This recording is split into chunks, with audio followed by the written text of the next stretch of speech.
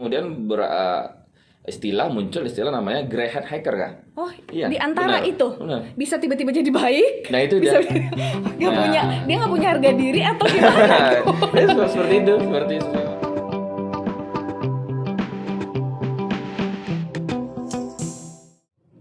Assalamualaikum warahmatullahi wabarakatuh. Selamat datang kembali di BRKS Talk. Jadi kalau kemarin-kemarin kita udah agak sedikit serius nih ngomongin tentang siapa yang rindu akan Ka'bah, yang mau umroh lewat Bank Riau Kepri Syariah bisa banget. Nah kali ini topiknya juga nggak kalah seru. Kita ngundang anak muda Riau khususnya yang udah jadi ketua di asosiasi yang lumayan besar.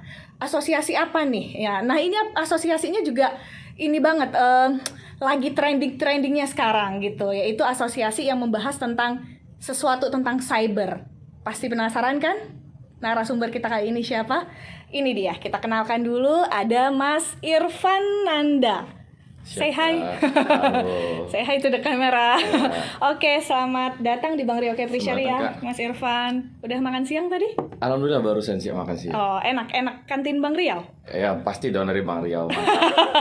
Pemirsa harus cobain nih. Harus cobain nih ya, kantin Bank Riau Kepri Syariah ada di lantai SS UMKM lokal.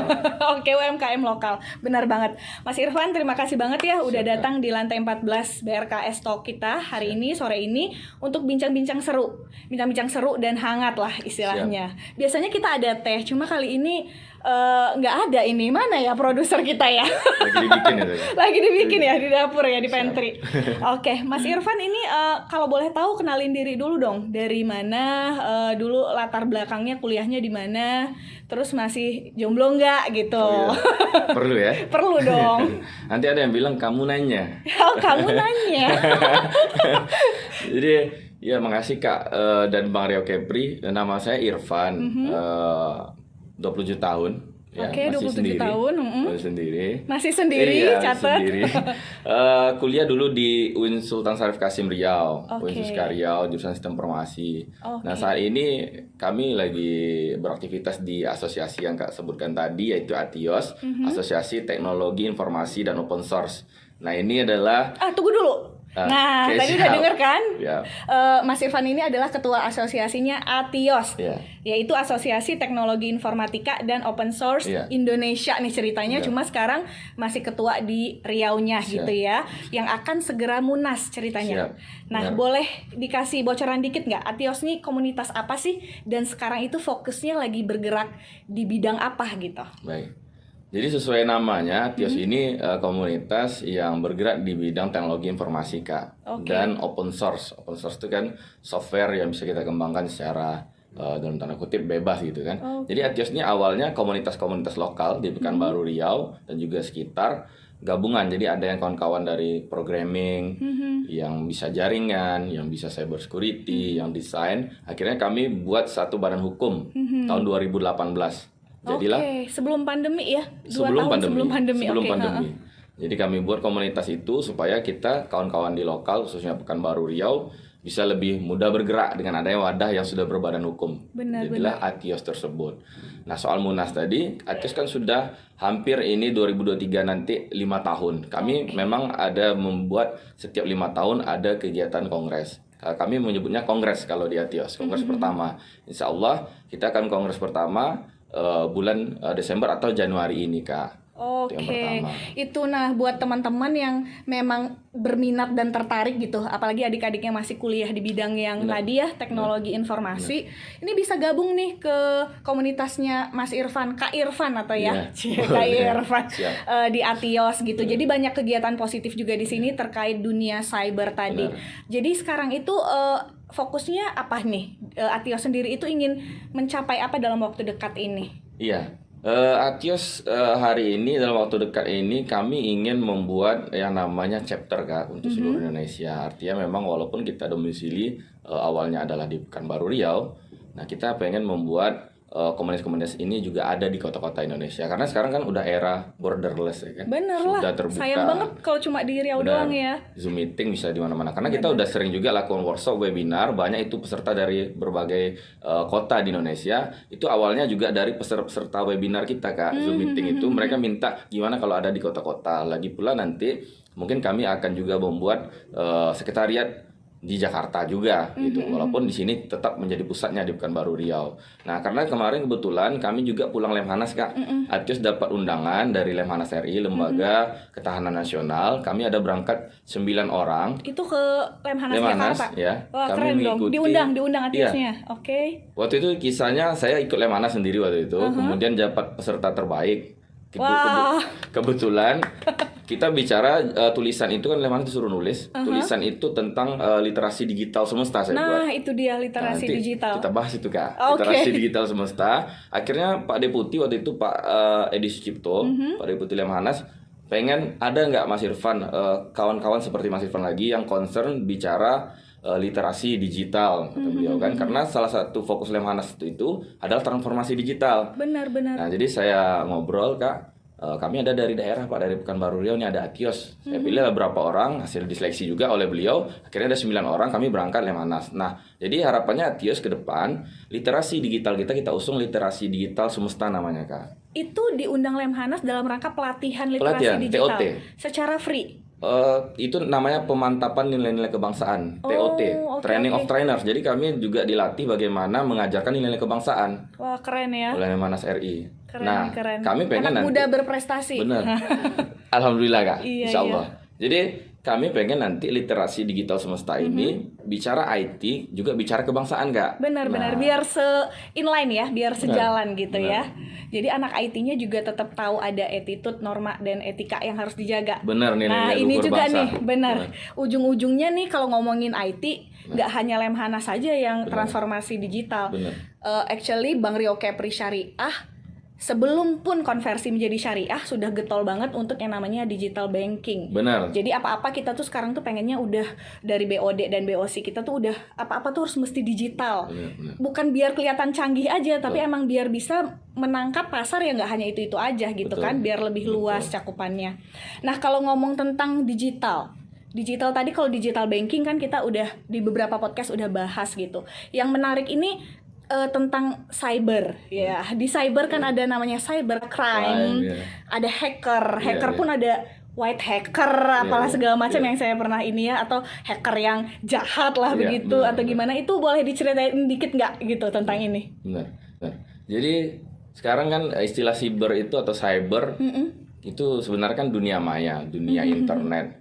Apalagi sekarang di era disrupsi teknologi ini, Kak, memaksa kita kan bertransformasi ke digital semua, mulai dari sektor pendidikan, kesehatan, semuanya. Betul. Bahkan Bang Rio mungkin sebelum pandemi juga sudah bertransformasi digital. Benar, lagi getol-getolnya emang. Benar, kami pantau kok, makanya sering lah mungkin Bang Rio juga akomodir kita kan, kawan-kawan komunitas untuk diskusi. Alhamdulillah bisa dialog saat ini.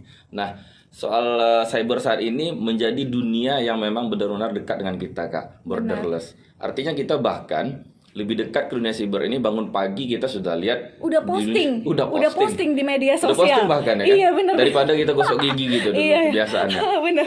Nah, apa-apa aktivitas kita, keuangan semua kita simpan di cyber. Maka mungkin uang cash kita cashless malahan di rumah. Sekarang. Iya, benar. Sedikit yang di rumah, makan lebih banyak di digital gitu kan. Betul sekali. Nah, jadi dunia cyber kita harus sadar bahwa dunia yang melekat pada kita hari ini. Kehidupan sehari-hari kita ya, even data diri yang sangat pribadi pun sekalipun ada kita taruh, kita percayakan di cyber. Iya, benar. Serem juga ya.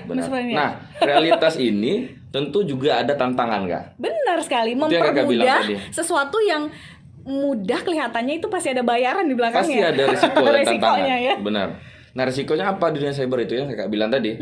Cyber crime, kejahatan cyber. Iya. Jadi kalau dulu di kejahatan orang dulu buka misalnya ruko orang, kedai orang, lapak orang, dia buka kunci gembok gitu kan datang. Sekarang mereka dari mejanya aja dia bisa. Taunya rekening kita kosong. Iya, bisa kemungkinan kan gitu. Parah.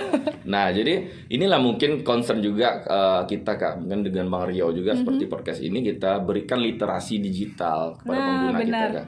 Karena kita tanpa sadari, kayak di Eropa misalnya keluar teknologi terbaru, misal handphone merek terbaru keluar, di Indonesia juga keluar kan, sama nih teknologi kita pakai, tapi kan sumber daya manusianya, pengetahuannya pasti beda-beda. Beda, benar. Buktinya mungkin salah satu contoh cybercrime itu, kejahatan siber itu adalah kejahatan dunia maya, misalnya banyak terjadi, mungkin para pemirsa juga pengguna m-banking pasti kadang-kadang mendapatkan tuh pesan bahwasanya wah ini ada reset password contohnya. Oh iya. Terus kita inputin dong minta data nomor kita, OTP segala macam, nah, terus dan dikasih lain-lain. ya. Terus kita kasih. Oh, boleh kita handphonenya sama nih, canggih sama keluar, tapi kita masih bisa ditipu tuh cuman dengan modal chat WA. Ya katanya kan gitu, handphone boleh smart, orangnya yang pakai kan belum tentu nih. Itu yang juga harus smart kan begitu. Iya, kan? sebenarnya memang Benar. harus smart. Oke, kita lanjut lagi nih. Tadi udah ngomong beberapa hal tentang cyber, termasuk yang namanya cybercrime, yaitu kejahatan di dunia maya.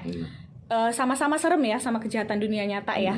Bedanya yang satu berdarah mungkin secara fisik, yang satu secara yang Secara lain nih. hati dan Secara darah. hati ya, berdarah ya. Pun udah habis ya. Tiba-tiba account-nya udah di Itu nggak tahu orang di-hack. luka tak berdarah itu. Oh, jadi tadi katanya kan selain ada cybercrime, ada digital literasi digital gitu, ada juga yang namanya hacker gitu. Iya, iya. Pengen tahu dikit deh tentang hacker ini apa, terus katanya hacker ini terbagi dua gitu, ada yang baik, ada yang nggak baik, itu gimana sih? Iya. Hacker ini kan istilah ya, penyebutan. Banyak sih sebenarnya kalau kita di masyarakat ya, khususnya yang awam, kalau bicara hacker itu konotasinya langsung Negatif. Hacker ini pembobol gitu kan. Iya, kayak yang baru trending kemarin kan? Iya, yang baru-baru ini yang bikin kacau ya kan. Jadi sebenarnya kalau secara pengertian hacker itu orang profesional di bidang cyber security tadi, di bidang keamanan komputer, keamanan data, seorang profesional. Nah, jadi kalau kakak bilang tadi ada istilah ada dua, itu memang ada gitu, white hat hacker, kemudian black hat hacker, topi hitam, topi putih katanya. Aku suka nonton film-film yang begituan soalnya kan. Benar, ada judul filmnya itu Black Hat.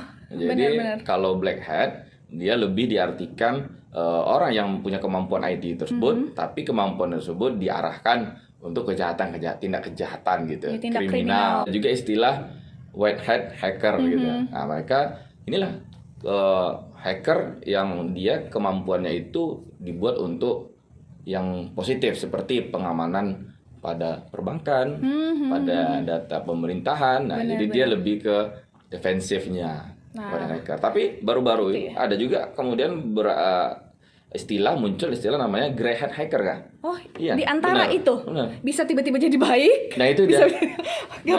dia nggak punya harga diri atau gimana? Seperti itu, seperti sesuai warnanya dia abu-abu gitu. Tergantung bayaran ya. Nah, bisa jadi gitu. Itu memang ada istilah emang baru. ada ya namanya istilah grey hat baru hacker, ya. Makanya semakin lama kan dunia digitalnya emang semakin berkembang gitu kan. Hacker aja yang tadinya hanya hacker aja jadi terbagi 3 justru sekarang. Dan itu tadi saya tuh tertarik Mas Irfan ngomong semua yang diberi kemudahan itu kan pasti ada sesuatu resikonya di belakangnya. Benar. Jadi bagaimana ya tips dan trik kita sebagai user?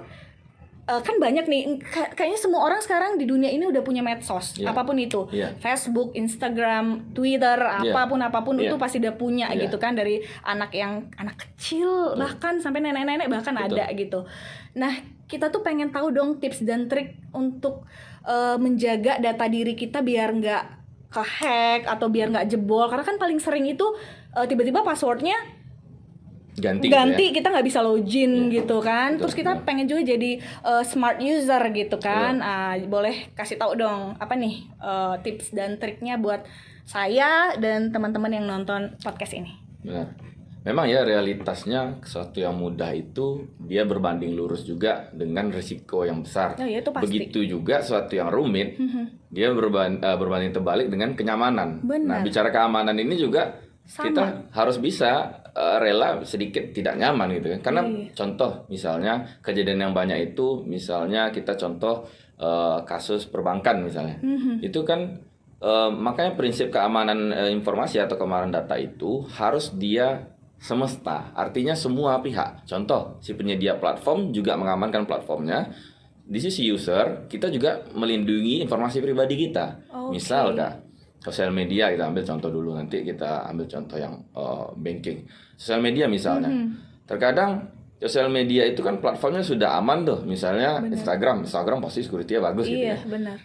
Kadang banyak kebocoran itu muncul dari sisi user. Misal kita masuk ke email nih, ke email. Biasanya nih modus operandi dia masuk ke email kita dibuat situ seakan-akan dari Instagram, seakan-akan dibilangnya, hai, ini akun kamu sepertinya terganggu masalah keamanannya. Silahkan cepat reset password kamu katanya.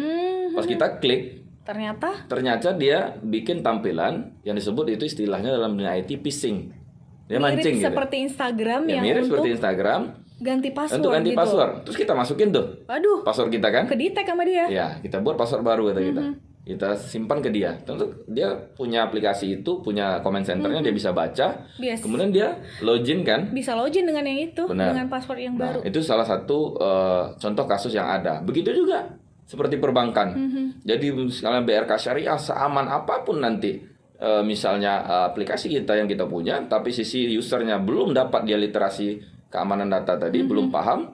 Contoh seperti sekarang banyak kejadian yang hanya di WA saja, Benar. pakai logo DP WhatsApp-nya itu seperti banknya, dipakai logonya mirip, kemudian dipakai namanya, nama bank tersebut, kemudian dia chat kita dengan data-data yang lengkap, data permulaan bisa dia tahu nama kita, Benar. dia tahu nomor rekening kita, dia kirim, dia kemudian dia suruh klik link ini, reset password dan lain-lain. Kan seperti itu juga modusnya. benar. Nah, kita sebagai user harus memahami ini. Seperti tadi, resiko di dunia cyber itu apa sih? Itu salah satu contoh. Nah, bagaimana tipsnya? Tipsnya pertama, misalnya kalau pengamanan sosial media nih. Password kita yang pertama harus dia kuat kan. Kadang-kadang ada juga orang belum dia sempat menipu kita, dia coba-coba saja password. Udah masuk. Itu Aku password pernah kita- kayak gitu iseng. Pernah ya? Ternyata tanggal ulang tahun. Nah, ya ditebak aja kan nama dia siapa, ditambah belakangnya tanggal ulang tahun dia. Selesai Kebanyakan gitu. sudah ya. Itu kebanyakan itu menurut data banyak pengguna di internet menggunakan seperti itu passwordnya. Iya, benar. Nah, pertama password harus kuat. Yang kedua, kita pakailah 2 langkah pengamanan seperti two-step verification, Yes. OTP. Apabila orang itu tahu password kita, tentu pas dia login kita ada pemberitahuan notifikasi bahwa ini izinkan nggak nih Iya. login di device tersebut. Nah, kita bisa melakukan verifikasi dengan itu. Itu selanjutnya. Kemudian salah satu contoh, jangan mudah percaya di dunia cyber ini. Itu harus kita selidiki. Misalnya datang email, betul nggak itu dari bank tersebut? Lihat emailnya, lihat alamat domainnya, websitenya. Kadang-kadang kan banyak nih penipuan di pandemi ini. Katanya ada bansos nih, ada bantuan nih dari bank ABC misalnya. Kita karena memang lihat itu peluang gitu kan, kebutuhan, kita masukkan data pribadi kita. Nah, data pribadi kita mungkin bisa diolahnya lagi. Iya, benar. Nah, itu salah satu kejadian-kejadian dan tipsnya itu Kak. Yang selanjutnya juga kalau pengguna sosial media, jangan percaya nanti ada aplikasi tambah followers misalnya. Terus kita download tuh APK misalnya kalau pengguna Android nih yang tidak official, tidak dari Play Store. Taunya dia ini. Taunya itu aplikasi jebakan. Oh, banyak yang gitu Aplikasi ya. kita, ya benar. Akhirnya sosial media kita jadi bot. Kadang update status yang Aneh-aneh. yang aneh-aneh, kemudian komen di Facebook orang tiba-tiba. Iya, dengan komen yang juga aneh-aneh gitu Benar. kan, padahal bukan dia gitu. Nah, dan itu juga aplikasi sembarangan kita install di device kita, di handphone kita atau di laptop kita, dia bisa membaca juga data-data aplikasi lain. Nah, nanti perbankan kita diambil data kontak HP misalnya. Kontak kita semua diambil ya. Terus dia bisa kembangin lagi tuh penipuan dengan atas nama diri kita. Kita juga yang rugi kan? Iya, serem itu. Nah, ini nih bagus banget nih. Kalau istilahnya tadi Mas Irfan ngomongnya berarti semua orang itu hendaknya gitu. Iya, benar. Mengerti akan literasi digital Betul. ini gitu kan. Apa nih literasi digital ini, apa dampaknya juga, dan kita harus bagaimana menyikapinya. Saya rasa saya sebagai orang perbankan juga harus wajib tahu ini ya. Penting banget gitu. Dan bukan hanya saya kayaknya, bukan pula hanya orang-orang yang ada di divisi TSI, divisi IT-nya di Bank Rio Kepri Syariah. Dan seluruhnya kayaknya butuh untuk literasi digital ini gitu. Kalau filosofinya Mas Irfan tadi kan literasi digital semesta. Betul. Semuanya harus tahu, semesta itu ya semuanya gitu. Nah, saya dengar bakal kerjasama dengan Bank Rio Kepri Syariah terkait hal ini, benar? Benar. Alhamdulillah. Keren Bang Rio. BRK Syariah. BRK Syariah berarti udah tinggal sign PKS aja nih ya sama Pak Dirut kita nih. Ya, itu nanti dengan pimpinan loh. Jadi soal literasi digital semesta tadi Kak. Nah, iya, itu yang kayak penting pertama, banget tuh. ujung tombak dari keamanan data, keamanan informasi itu dia manusianya. Itu bagian, kalau di sistem itu juga bagian terlemah. Memang ada dalam teknik keamanan informasi itu namanya social engineering ya. Itu bagaimana kita sudah sistemnya aman, misalnya dalam suatu perbankan, suatu perusahaan, sistemnya aman semua. Tapi kalau manusia operator ini kadang-kadang kan kinerjanya kadang-kadang kalau dia lembur, bisa performa menurun, fokusnya kurang. Iya, Nah, hal-hal seperti itu misalnya datang telepon seakan-akan dari pimpinan, wah minta dong login password ini cepat. Nah, situasi mungkin lagi ribet, lagi sibuk, dia nggak konsen, jadi akhirnya kena. Jadi sebenarnya literasi digital itu betul yang kakak bilang di semua lini, mulai dari pengguna dan seluruh stakeholder, seluruh pimpinan juga harus ada. Benar, Nah, setuju. maka dari inilah BRK Syariah seperti sekarang kan sebagai program bagian BRK Syariah hari ini mengakomodir ya kami lah, khususnya generasi muda lokal Pekanbaru Riau dan kawan-kawan semuanya mengadakan mungkin ke depan insya Allah kegiatan namanya ya tentang literasi digital, bagaimana keamanan data dan informasi ini membangun yang namanya kesadaran atau cyber security awareness. Nah, itu dia cyber security awareness. Cyber security awareness ini baik dari nanti mungkin dari kita di internal ataupun nanti dengan stakeholder, pelaku UMKM binaan misalnya, ataupun user-user dan organisasi-organisasi. Nah, harapannya kami juga BRK Syariah dapat mengakomodir ini, memfasilitasi. Artinya kita kan berbagi sharing ilmu karena yang namanya teknologi ini dia berkembang pesat, terus. Kan? Cerita kita hari ini seminggu lagi teknologinya kadang-kadang sudah update, sudah beda. Makanya harus berkesinambungan. Benar. Nah, ini kami juga apresiasi dan kami dari kawan-kawan generasi muda khususnya Pekanbaru sangat ya merasa terakomodir, sangat bangga lah ya ada BRK Syariah sebagai perusahaan ya lokal juga mengakomodir kegiatan-kegiatan. Memang nampaknya sepele ya ini literasi digital, tapi dampaknya itu Kak. Maka kita semua harus selalu diingatkan begitu. Benar. Kita harus melek sekarang yang namanya dengan dunia digital tuh kita udah nggak bisa cuek lagi. Karena mau nggak mau, terima nggak terima, ya inilah dunia yang sekarang ya begini. Sangat-sangat berdekatan dan bersinggungan sekali yang namanya dengan dunia digital. Nah, untuk itu kita juga perlu kemawasan diri, perlu pintar juga bagaimana menyikapinya. Update begitu terus. Ya Mas Irfan ya. Nah, buat teman-teman yang nonton podcast ini, kira-kira kalau mau gabung di komunitasnya Mas Irfan, yaitu Atios tadi, gimana caranya? Nah, sebelum disampaikan cara gabung, nah, tadi saya singgung sedikit literasi digital semesta Kak. Ini adalah satu ya gagasan dari Atios juga. Mudah-mudahan ini berkesinambungan. Kenapa dinamakan literasi digital semesta? Ini diambil dari kata sistem pertahanan rakyat semesta yang diusung oleh Jenderal Besar Ahana Sution, salah satu jenderal bintang 5, tokoh bangsa.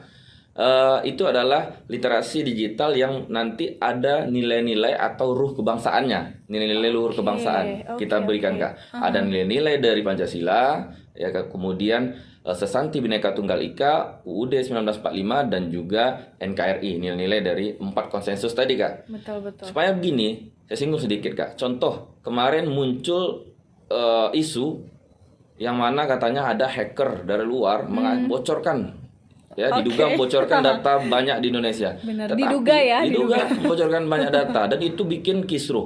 Tapi yang kita lihat banyak kami pantau sentimen masyarakat malah mendukung itu hacker. Bahkan anak-anak IT itu menjadi seakan-akan si hacker ini atau penjahat ini jadi kayak hero. Ya. Nah, ini harus kita bangun Kak. Literasi digital, bagaimana kawan-kawan ini juga melek IT, mereka juga sadar bahwa ini sebuah kesalahan, mereka harus cinta tanah airnya, bukan malah membela mungkin nanti pengaruh-pengaruh luar, aktor non-state yang membuat kegaduhan. Nah, itu. Itu ya poinnya. Benar. Ya. Itu dia literasi digital semesta. Bagaimana nanti misalnya orang IT programming dia punya kemanfaatan untuk bangsa atau minimal daerahnya sendiri. Benar. Nah, untuk mengembangkan daerah dan negerinya tercinta ini ya. Betul. Bukan malah menjatuhkannya ya. Benar. Iya benar. Nah, buat kawan-kawan yang pengen bergabung dengan Atios organisasi yang terbuka, silakan lihat di website Atios.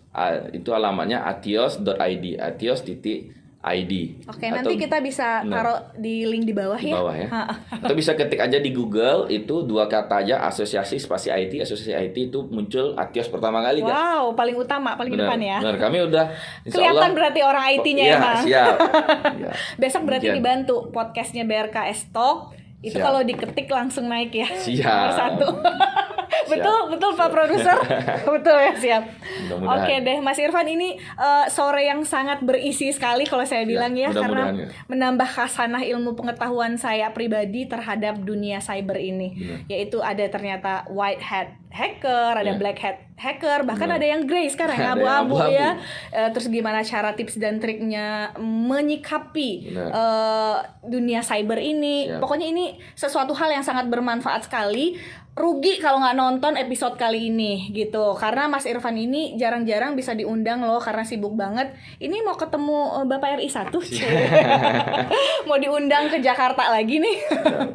Oke, thank you Mas Irfan buat kedatangannya di sini. Thank you Mas Irfan dan tim. Sampai ketemu lagi. Semoga sukses selalu. Siap, terima kasih Kakak, terima kasih BRK Syariah. Oke deh, sampai ketemu lagi. Assalamualaikum warahmatullahi wabarakatuh.